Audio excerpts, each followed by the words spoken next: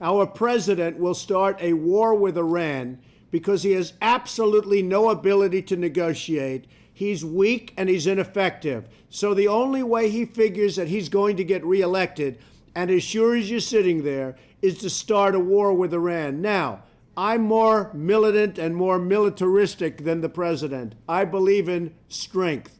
But to start a war in order to get elected, and I believe that's going to happen, would be an outrage. Iran can be taken down in many ways. Their population is in turmoil. They look at what's happening in Syria and other countries where it looked like it was an impossibility, and it looks like that one's going to collapse also. So Iran can be taken. I would never take the military card off the table. And it's possible that it'll have to be used because Iran cannot have nuclear weapons.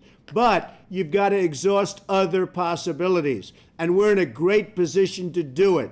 They know, or they at least must know, that they're in a little bit of heat because there's a lot of pressure to attack. This is a great time to negotiate. Unfortunately, we have a president that doesn't know the first thing about negotiation. We have a real problem in the White House. So I believe that he will attack Iran sometime prior to the election because he thinks that's the only way he can get elected.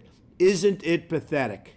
Well, they finally cleared out the protesters, and it's about time. It's great that the protesters are no longer allowed to put up their tents and have a lot of fun or whatever they were having. I don't mind protesting, but you know what? You have to have a point of view. You go down there, and they're basically protesting everything. They don't even know what they're protesting. Some of them are real people that have real and legitimate complaints. Others are down there for dating purposes, for having a good time, and maybe it's working. And then some are down there for bad reasons, for evil reasons. And they started getting more and more of them. So it's great that it got broken up. It'll probably come back in smaller forms, but they've got to know what they're protesting first. You have some very good people there, but you also have some real lemons. So, congratulations. It's sort of over for now. Let's see what happens in the future. But tents and living like that, it should not be allowed.